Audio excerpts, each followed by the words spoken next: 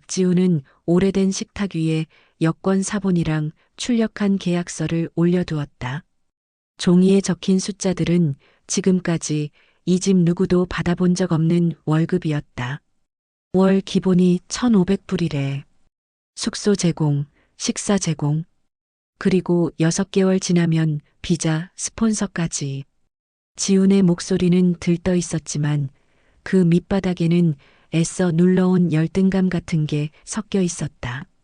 막내라는 건 늘 사랑과 동시에 비교였다. 대학도 중퇴했고 취업도 번번이 떨어졌고 편의점 야간 알바로 겨우 용돈과 휴대폰 요금만 해결하던 애였다. 어머니 박순자는 계약서보다 아들의 얼굴을 봤다. 진짜야? 진짜 너 이제 회사 다니는 거야? 목소리부터 떨렸다. 지우는 억지로 어깨를 펴고 씩 웃었다. 엄마 나 이제 집에 손 안 벌릴 거야. 그 말에 집안 공기가 살짝 흔들렸다. 그건 내가 우리한테 부담이었다고 느꼈다는 고백이기도 했기 때문이다. 아버지 박영호는 괜히을 한 번 하고 신문을 접었다. 신문은 사실 이미 안 읽은 지 오래였지만 아버지는 늘 뭔가를 읽는 척하며 감정을 정리하는 습관이 있었다. 남자면 한 번은 나가봐야지. 한국만 붙들고 있을 필요 뭐 있나? 아버지는 무심하게 말했지만 손끝은 식탁 밑에서 떨리고 있었다. 그걸 옆에서 본 누나 박정수는 알아챘다. 정수는 종이를 집어들고 조건을 하나씩 읽었다. 영어로 적힌 조항들, 고객응대, 해외 금융 고객 관리, 콜업, 성과급, 그리고 마지막 줄, 초보 가능, 한국인 우대, 즉시 출국 가능자만. 정수는 미간을 찌푸렸다. 너 근데 면접 제대로 본 거 맞아? 지우는 약간 발끈했다. 영상 면접했어. 누나 나 무시하지 마라. 나도 할 줄 아는 거 있어. 그 말에는 상처받은 개가 이를 드러내듯 한 날이 서 있었다. 그동안 조금만 버티면 되잖아. 내가 너무 가리는 거야 라는 말을 수도 없이 들은 사람이 내는 방어였다. 어머니는 그런 분위기가 싫었다. 정수야, 그냥 축하해주면 안 돼? 너도 동생 잘 되면 좋잖아. 정수는 대꾸하지 못했다. 축하하고 싶었다. 진심으로. 근데 너무 빨랐다. 너무 쉽게 풀렸다. 세상은 원래 이렇게 쉽게 누구 한 명을 구해주지 않는다.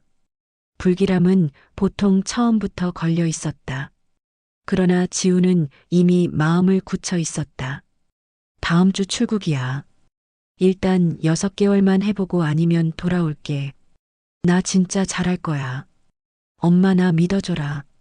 어머니는 손을 뻗어 지훈의 뺨을 쓰다듬었다. 믿지. 엄마는 너 믿지. 너는 착하니까 어디 가도 사랑받아. 그 말에 지훈 눈가가 순간 반짝였다. 그건 착하다라는 말이 능력 있다라는 말로 바뀌어 본 적이 거의 없는 사람의 표정이었다. 그날 밤 누나는 방문을 닫고 휴대폰으로 캄보디아 콜센터 취업 사기 같은 단어를 조용히 검색해 봤다. 화면 속에는 낯선 단어들이 나왔다. 보이스피싱, 감금, 여권 압수. 정수는 그걸 보고도 한동안 아무것도 하지 못했다. 왜냐면 그 단어들이 너무 과하게 들렸기 때문이다. 내 동생은 그런데 안 가. 내 동생은 그냥 운 좋게 잡은 기회야. 사람은 믿고 싶은 걸 먼저 믿는다. 그래서 그날 밤엔 아무 말도 하지 않기로 했다. 대신 정수는 지훈 방문 앞에 서서 조용히 말했다. 아, 그래도 잘 살아라. 진짜로. 문틈 안에서 대답이 나왔다. 누나, 나 잘하고 올게. 이번엔 나 안 도망칠 거야. 지훈이 캄보디아 프놈펜 공항에 도착한 날 가족단체 채팅방은 폭죽 이모티콘과 하트로 가득 찼다. 잘 도착했다. 걱정 말아라는 음성 메시지도 왔다. 그 목소리는 이상하게도 들떠 있고 조금은 들뜸을 가장하고 있었다. 어머니는 그 음성을 반복 재생했다. 마치 라디오 주파수라도 잡듯. 그런데 문제는 그 다음이었다. 다음 날부터 답장이 느려졌다. 익십이 늘어났다. 사흘 뒤에는 통화 연결조차 어려워졌다. 고객님께서 통화 중이시거나라는 기계음만 반복됐다. 어머니는 식탁에 앉아 있는 시간이 길어졌다. 저녁 밥상을 차려놓고 젓가락을 들지 않고 휴대폰만 응시했다. 화면이 켜질 때마다 얼굴이 들떴다가 꺼질 때마다 표정이 무너졌다. 아버지는 일부러 평소보다 더 크게 TV 뉴스를 틀었다. 집안에 도는 침묵이 너무 무거워서였다. 애가 바쁘니까 그렇지. 거기 처음 가면 오리엔테이션도 있고 그러지 않나? 아버지는 그렇게 말했지만 두 손을 무릎 위에 올려둔 채 거의 움직이지 않았다. 마치 조금이라도 떨리는 게 들킬까봐 꽉 붙잡고 있는 것처럼. 정수는 더 이상 그냥 넘길 수 없었다. 동생이 보냈던 계약서 PDF를 다시 열어 하나하나 검색했다. 회사 이름. 안 나왔다. 주소. 지도에는 전혀 다른 업체가 떴다. 연락처. 인터넷 검색 결과는 이 번호로 전화 오면 받지 마세요라는 피해자 커뮤니티 글이었다. 그 순간 정수의 등줄기를 차가운 게 훑고 내려갔다. 숨이 한 박자 멎었다. 엄마. 정수가 조심스럽게 불렀다. 어머니는 눈을 떼지 않은 채 연결되니? 라고만 물었다. 정수는 입술을 깨물었다. 아니, 그게 아니고 여기가 이상한 데 같아. 그 말 한 줄이 방 안의 공기를 바꿔버렸다. 어머니는 의자를 밀치듯 일어나 부엌으로 갔다. 설거지통에 손을 넣었다. 물은 차가웠다. 하지만 어머니는 그 찬물로 얼굴을 한번 적셨다. 내 말은 우리 지훈이가 나쁜 데 있는 거라는 거야? 그 목소리는 분노도 아니고 의심도 아니었다. 그건 공포였다. 상상조차 하기 싫은 그림을 억지로 입 밖으로 꺼내는 사람의 떨림. 정수는 대답하지 못했다. 이건 확신이 아니라 느낌이었다. 증거라고 부르기엔 아직 이르다고 스스로도 느끼고 있었다. 그래서 아버지가 개입했다. 어디 경찰에라도 물어보자. 국제 쪽 아는 사람 있나? 그 말은 위로처럼 들렸지만 사실은 구조 신호였다. 그 밤 가족은 거실에 모였다. 불은 꺼져 있었고 TV 화면 불빛만 깜빡였다. 어머니는 말했다. 내가 애 낳았어. 나한테 얘기해. 솔직하게. 우리 애 지금 위험한 거지? 정수는 결국 고개를 끄덕였다. 어머니는 그 자리에서 무너졌다. 조용히 울었다. 끊어지지 않는 억눌린 울음. 그 다음날 아침 아버지는 식탁 위에 여권 지갑들을 줄 세워 놓았다. 일단 가보자. 말투는 담담했지만 그 결정은 이 집에서 나온 가장 큰 결심이었다. 어머니는 그 한마디에 얼굴이 하얗게 질렸다. 당신이 미쳤어? 우리가 거길 어떻게 가 하지만 말은 끝까지 이어지지 못했다. 왜냐면 동시에 떠올라 버렸기 때문이다. 안 가면 얘를 못 본다. 그 단순하고 잔인한 결론. 정수는 준비형이었다. 회사에 급한 가족 일이라고 최소한만 설명하고 비행기 표를 알아보고 동생이 마지막으로 남긴 메시지에서 위치 정보로 추정되는 단어들을 적어뒀다. 상담센터, 교육장, 보안 때문에 폰 못 쓴. 그 단어들은 말이 예뻤다. 상담, 교육, 보안. 그런데 다르게 들렸다. 격리, 세뇌, 압수. 어머니는 여권을 꺼내는 손이 떨렸다. 여권은 한 번도 해외 도장을 찍어본 적 없는 반듯한 파란색이었다. 본인 스스로도 믿기지 않는다는 듯 중얼거렸다. 내가 애 찾으러 외국을 다 가보내. 그 말은 자랑도 아니고 한탄도 아니었다. 그냥 엄마라는 직업 설명서였다. 떠나기 전날 밤 내 식구는 거실 테이블에 둘러앉아 밥을 먹었다. 사실상 입에 뭐가 들어가는지는 아무도 몰랐다. 국은 미지근하게 식어갔고 김치는 젓가락 자국만 남았다. 그 침묵 끝에 어머니가 말했다. 지훈이가 거기서 밥 굶으면 어떡하지? 그 순간 아버지의 눈빛이 흔들렸다. 아버지는 늘 남자는 버티는 거야라고 말하던 사람이었다.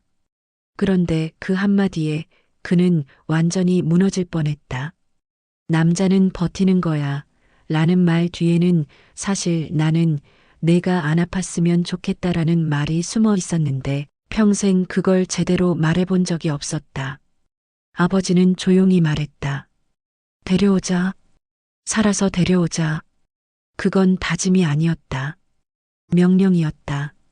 그날 새벽까지 어머니는 잠들지 못하고 지훈 방에서 낮에 갈아입던 애 옷을 하나씩 접었다.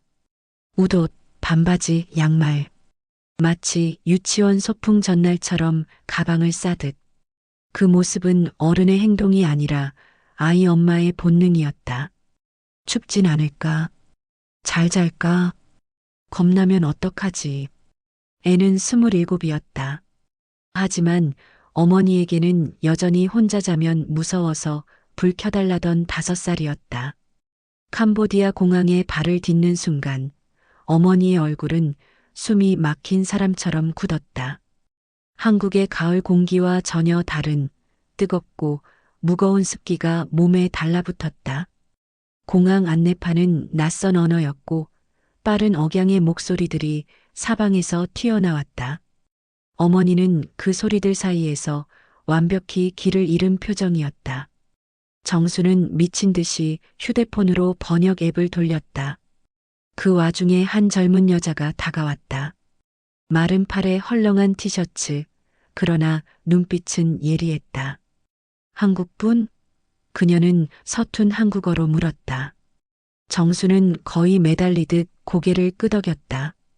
그 여자는 자신을 린이라고 소개했다. 친구 아니, 아는 사람 나 많이 도와줬어요.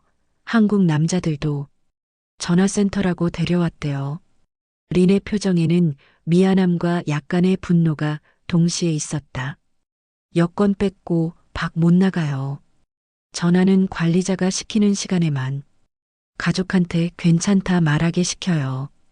그 말을 들은 순간 어머니의 무릎이 살짝 꺾였다.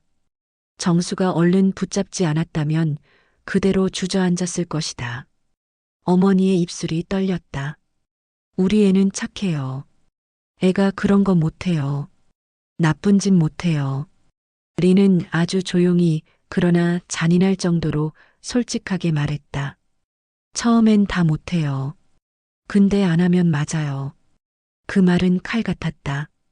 아무 감정도 붙지 않은 현실의 칼날. 어머니는 양손으로 얼굴을 가렸다. 소리가 나지 않는 울음이었다. 입술만 열리고 숨만 떨렸다. 그런 어머니를 본 아버지는 그제야 현실을 똑바로 직면했다. 그동안은 머릿속에서만 위험할 수도 있지라고 생각했지만 지금은 맞는다는 구체적인 말 때문에 모든 상상이 실제로 바뀌었다. 아버지는 입을 굳게 다물었다. 그 표정은 두려움이 아니라 결심에 가까웠다. 정수는 린에게 떨리는 목소리로 물었다. 동생이 지금 어디 있는지 알 수 있어요? 린은 잠시 주저했다. 그리고는 조심스럽게 말했다. 아마 여기. 린은 동생이 마지막으로 보냈다는 위치 메시지와 비슷한 곳을 가리켰다. 푸놈펜 외곽, 오래된 건물들 사이. 상담센터라고 불리는 곳. 린은 덧붙였다. 근데 조심해야 돼요. 그냥 가서 문 열어라 하면 안 돼요. 애들 안내 보내줘요. 어머니가 속삭였다. 그럼 어떻게 해야 돼요? 나는 그냥 내 애 보러 왔는데. 린은 어머니를 한참 바라보다가 아주 작은 목소리로 말했다. 엄마처럼 말하면 돼요. 엄마 목소리는 그 애들 심장에 남아 있어요. 건물은 회사처럼 보이려고 애쓴 흔적이 있었다. 간판은 영어로 글로벌 컨설팅이라고 적혀 있었지만 폰트는 어색하게 늘어져 있었고 2층 창문엔 쇠창살이 달려 있었으며 CCTV가 구석마다 붙어 있었다. 입구 철문은 두꺼웠다. 햇빛은 작게 깎인 유리창으로만 들어왔고 그마저도 먼지에 흐려져 있었다. 리는 낮은 목소리로 말했다. 여기 애들 있어요. 많이. 어머니는 숨을 고르지 못하고 곧장 철문 앞으로 갔다. 아버지가 팔을 붙잡았지만 소용없었다. 그 순간 어머니는 단순한 사람이 아니었다. 어머니였다. 그건 종교보다 강하고 법보다 빠른 정체성이다. 어머니는 철문을 주먹으로 두드렸다. 2번, 3번, 점점 세게. 지훈아, 지훈아, 엄마다. 그 울림은 거리의 소음을 찍고 번졌다. 현지어로 떠들던 사람들까지 멈추고 쳐다볼 정도의 절박함이었다. 지훈아, 듣고 있지? 엄마 왔다. 아들아, 엄마 왔다. 아들아. 정수는 그 순간 숨이 막혔다. 어머니의 목소리는 거의 찢어지는 청 같았다. 그 소리를 듣고도 안 나올 아이가 있을까? 그 소리를 듣고도 못 나온다면 그건 진짜로 갇혀 있다는 뜻이었다. 철문 안쪽에서 인기척이 났다. 누군가 속삭였다. 그리고 아주 잠깐 2층 창문 쪽 그물 사이로 얼굴 하나가 비쳤다. 해에 그을린 얼굴, 며칠은 제대로 씻지 못한 듯한 머리, 말라버린 입술. 지훈이었다. 너무 짧은 순간이었지만 어머니는 알아봤다. 어머니는 다리 힘이 풀려 바닥에 주저앉았다. 아스팔트의 열기가 그대로 무릎을 태웠다. 아들아, 아들아, 왜 이래, 왜 이렇게 말랐어? 입 밖으로 나오는 건 질문이었지만 그 안에는 자책만 있었다. 내가 보냈다. 내가 축하했다. 내가 믿었다. 정수는 그 얼굴을 본 순간 심장이 찢기는 것 같았다. 그건 더 이상 철 좀 들어라라고 잔소리할 수 있는 동생이 아니었다. 구조 대상이었다. 살아있어줘서 다행이라고 그 말밖에 떠오르지 않는 상태. 철문 안쪽에서 낮고 거친 한국어가 들렸다. 누구야? 밖에 가족 오면 이거 문제 생긴다니까. 다른 목소리가 속삭였다. 저 사람 엄마래. 그냥 조용히 시켜. 그 말은 곧 이곳이 회사가 아니라는 증거였다. 회사라면 엄마가 왔다고 문제가 생기지 않는다. 감옥이니까 문제가 되는 거다. 정수는 그 순간 완전히 확신했다. 이제는 부끄러움이나 체면 같은 건 사치였다. 이것은 구조였다. 리는 휴대폰으로 누군가에게 전화를 걸었다. 캄보디아어가 빠르게 튀어나왔다. 단어 몇 개는 알아들을 수 없었지만 딱 하나는 알아들렸다. 경찰. 아버지는 린을 똑바로 바라봤다. 린은 짧게 설명했다. 여기 로컬 경찰도 완전 깨끗하지 않아요. 그래도 가끔 엄마 울고 그러면 문만 여러 가지는 해줘요. 돈 조금 주고. 그 말에 아버지의 표정이 바뀌었다. 아버지에게 세상은 늘 옳다와 그르다로 나뉘어야 했다. 그런데 지금은 우리 애를 데려오느냐 아니냐밖에 없었다. 옳고 그름은 뒤로 밀렸다. 아버지는 고개를 끄덕였다. 필요한 만큼 주지. 그건 협박도 아니었고 뇌물이라는 단어도 붙지 않은 말이었다. 그냥 아버지가 가진 마지막 방식의 책임이었다. 한참 후 철문이 끽 소리를 내며 조금 열렸다. 완전히 열린 것도 아니고 달랑 한 사람 나올 정도로만. 그 사이로 지훈이 모습을 드러냈다. 햇빛을 바로 쳐다본 지 오래된 사람이 그런 표정을 짓는다. 눈을 제대로 뜨지 못했다. 얼굴은 놀람과 두려움과 안도와 죄책감이 동시에 섞여 일그러져 있었다. 어머니는 그를 끌어안았다. 끌어안는다는 표현으로는 부족했다. 거의 덮었다. 정말로 덮어 감쌌다. 마치 세상이 다시는 이해를 빼앗지 못하게 하겠다는 듯. 아들아, 엄마 왔다. 늦어서 미안하다. 엄마가 너무 늦었지, 엄마가 미안하다. 그 말에 지훈의 어깨가 무너졌다. 지훈은 울음과 숨을 동시에 삼켰다. 왜 왔어? 여기 오면 안 돼. 여기 위험해. 어머니는 고개를 세차게 저었다. 위험하면 더 와야지. 위험하면 엄마가 와야지. 너 거기 왜 혼자 있어? 왜 혼자 있었어, 우리 애? 그 말은 단순한 위로가 아니었다. 지훈에게는 처벌보다 사랑이 먼저였다는 선언이었다. 너는 잘못한 애가 아니라 버려진 애다. 그리고 엄마는 버린 적 없다. 정수는 그 장면을 보며 숨을 삼켰다. 입술을 꽉 깨물었다. 아버지는 지훈의 어깨를 한 번, 아주 세게 붙잡았다. 그 한 번의 손길에 말이 다 들어 있었다. 살아있어줘서 고맙다. 다시는 이 집에서 남자가 참아야지. 같은 소리 안 할게. 아빠가 늦었다. 지훈은 떨리는 목소리로 말했다. 폰 뺏겼어.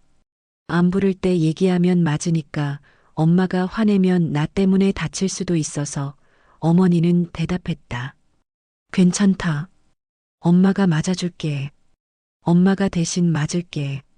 그 말은 논리적으로는 하나도 도움이 안 되는 말이었다. 하지만 그 말이 지훈을 부서지게 했다. 자신이 짐이 아니라는 확신, 자신이 구할 가치가 있는 사람이라는 감각. 지훈은 그제야 완전히 울었다. 어깨가 들썩이고 숨이 끊기듯 끊기고 말이 이어지지 않는 그 울음. 27살짜리 성인이 아니라 5살짜리 애처럼. 가족은 그 울음 하나만으로 이미 충분했다. 이 아이는 아직 돌아올 수 있다. 돌아오는 비행기 안, 네 사람은 한 줄에 나란히 앉지 못했다. 좌석은 흩어졌다. 하지만 마음은 이미 한 덩어리였다. 지훈은 창가에 앉아 있었다. 창 밖으로 구름이 밀려가고 엔진의 웅웅거리는 소리가 귓속을 가득 채웠다. 그 소리는 기묘하게 안심을 줬다. 이건 한국 가는 소리다라는 느낌.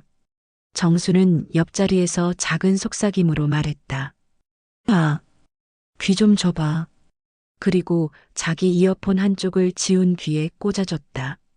아무 의미 없는 플레이리스트였다. 익숙한 한국어 가사, 일상적인 연애 노래. 그 사소함이 지훈을 울컥하게 했다. 평범한 게 이렇게 귀한 거였나 싶었다. 정수는 일부러 장난조로 말했다. 집 가면 엄마한테 혼나.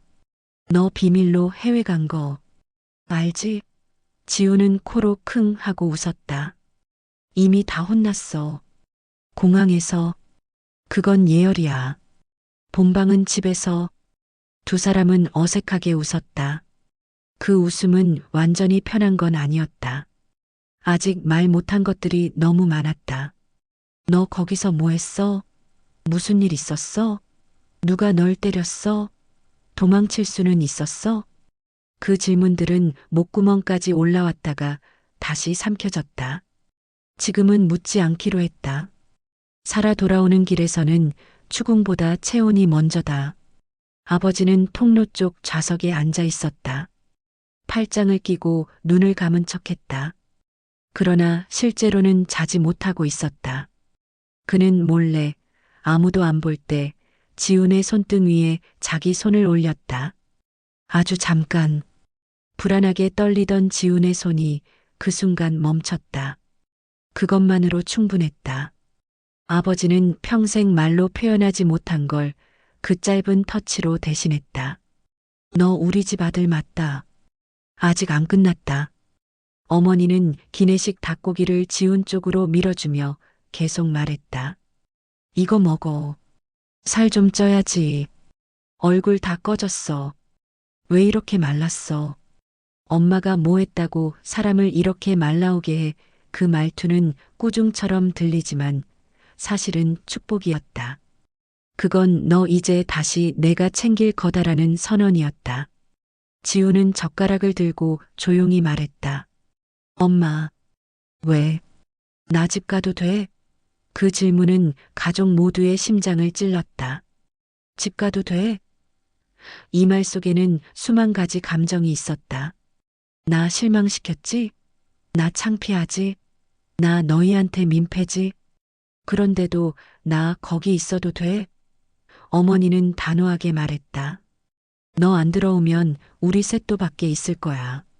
같이 서 있을 거야. 알아들었어? 그 대답은 조건 없이, 계산 없이 즉시였다. 그래서 지우는 그제야 눈을 감았다. 그리고 아주 어색한 표정으로 미소를 흘렸다. 살아서 돌아가는 누군가가 짓는 표정이었다. 집에 돌아온 첫날, 식탁 위에는 밥그릇이 4개였다. 예전엔 이런 풍경이 너무 당연해서 아무도 사진을 찍지 않았다. 근데 오늘은 어머니가 휴대폰을 들었다. 가만히 있어봐. 이거 사진 좀 찍자. 이거는 기록해야겠다. 어머니는 지훈의 밥그릇에 달걀 프라이를 얹었다. 노른자가 반쯤 익은 상태로 말랑하게 흔들렸다. 늘 콜레스테롤 올라간다며 아버지 접시에는 안 얹어주던 바로 그 스타일. 이건 내 거야. 내 자리지. 어디 못 가. 그 말은 농담처럼 들렸지만 사실은 선언이었다. 우리가 늦게 알아챘지만 이제는 안 놓친다. 돈보다 내가 먼저다. 넌 우리 집안에서 실패한 애가 아니라 살아 돌아온 애다. 아버지는 뉴스 소리를 줄였다. TV 앵커는 누군가의 범죄 혐의를 말하고 있었다. 예전 같으면 아버지는 그 화면을 보며 요즘 젊은 것들은으로 시작하는 잔소리를 했을 것이다. 오늘은 아니었다. 오늘 아버지는 말했다. 지훈아. 지훈은 고개를 들었다. 아버지는 단어를 고르느라 잠깐 멈췄다. 그러다 아주 간단하게 말했다. 고생했다. 그 2글자짜리 말이 지훈의 눈을 다시 붉게 만들었다. 정수는 젓가락으로 김치를 집으며 일부러 분위기를 가볍게 틀었다. 야, 근데 너 진짜 큰일 날 뻔했네. 너 없어지면 나 결혼식 줄에 누가 서주냐? 내 결혼식 줄에를 왜 내가 서? 아빠 믿고 싶어 하는데 좀 해줘라. 효도 좀 해. 식탁에 피식하고 웃음이 돌았다. 그 웃음은 여전히 어색하고 조심스러웠지만 분명히 우리 집의 온도였다. 나레이션처럼 흐르는 감각이 있었다. 해외 취업 제안은 이렇게 온다. 숙소 제공, 고액 월급, 초보 가능, 한국인 우대. 전부 다정한 말처럼 포장된 사슬이다. 너만 잘하면 되라는 말에는 사실 너 아니면 다른 애 데려가면 되라는 잔인함이 숨어 있다. 가족은 한순간에 낚인다.